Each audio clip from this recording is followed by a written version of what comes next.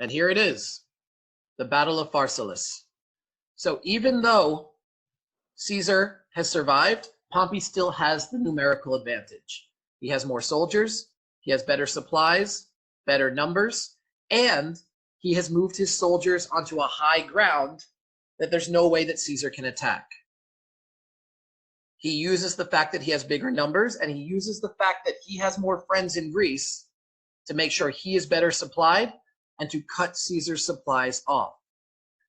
Pompey is confident that if they're playing the waiting game, that if this turns into a war of attrition, he's confident that he will win. However, it's not just Pompey making the decisions. Remember this. Who else is making decisions, Megan? Who's with Pompey? The Senate. Yes. Remember, he's got a huge contingent of the Roman Senate following him around.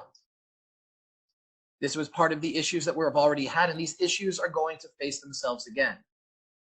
In a moment, I'll show you the picture, then we'll see the video. But Pompey had his army on the high ground. Caesar had his army on low ground. High ground, of course, is advantageous in battle. Every day, Caesar would take his army out from his camp and set them up for battle, basically insulting Pompey, saying, hey, here's my smaller army. If you want to fight, come down from your hill and let's fight.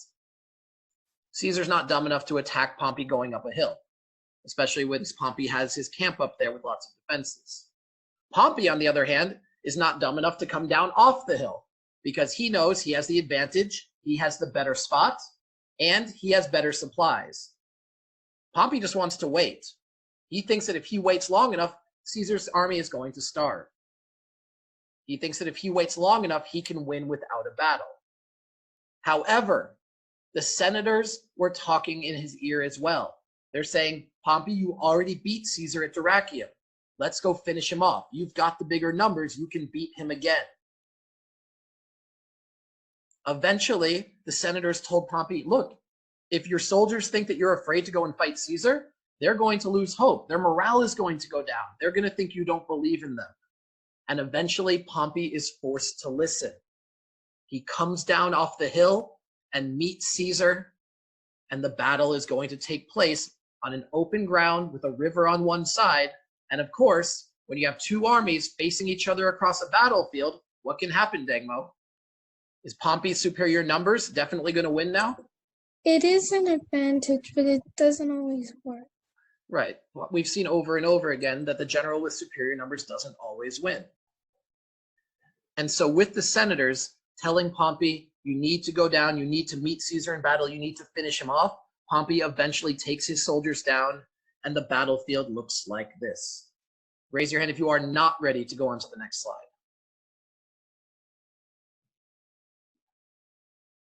They come down and they set up like this with a river on one side. Here in blue, we see Pompey's soldiers. Here in red, we have Caesar's soldiers. It's pretty straightforward. Pompey has a big advantage here. Number one, he has more infantry. Infantry are the soldiers fighting on foot. Number two, he has more cavalry. What is cavalry, Megan? Like the soldiers on horse. Yeah, he's got more soldiers on horse. And so Pompey's plan is pretty simple.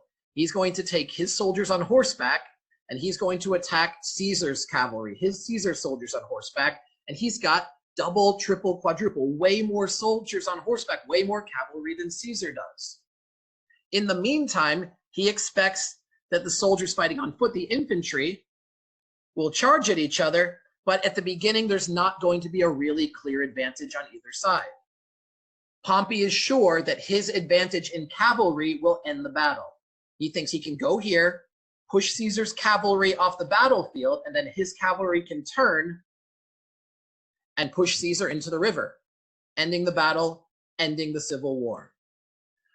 But of course, we know that Pompey, like he was concerned about at Dyrrhachium, should have known that Caesar's always got some sort of trick up his sleeve. Caesar's not just going to line up for a battle without some idea of how to take over and go against the advantage that his enemy has. Pompey's advantage is in numbers and in cavalry.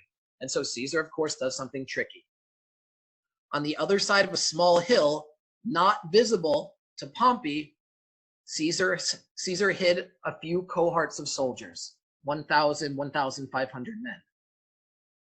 And so when Pompey attacked Caesar's cavalry, the cavalry pretended to fight, but then they turned and ran away. And remember what we talked about at Dyrrachium, Pompey got made fun of for not chasing Caesar and finishing him off. So this time, do you think Pompey's going to chase him, William? Yeah.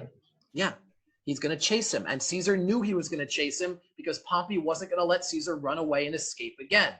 But this time, Caesar has hidden soldiers, and these soldiers have dug deep ditches into the ground and put very, very long, pointy spikes into the ground. And so when Pompey's cavalry comes upon them, all of a sudden they're running into holes. The soldiers on horseback, the cavalry are running into spears, and the entire cavalry is ambushed by Caesar's soldiers. And so Pompey's advantage right here is taken away. Pompey's cavalry is taken off the battlefield by Caesar's trick. And now Caesar does exactly what Pompey wanted to do before. Pompey uses his cavalry and his hidden soldiers to circle around and flank Pompey and push Pompey into the river, ending the civil war.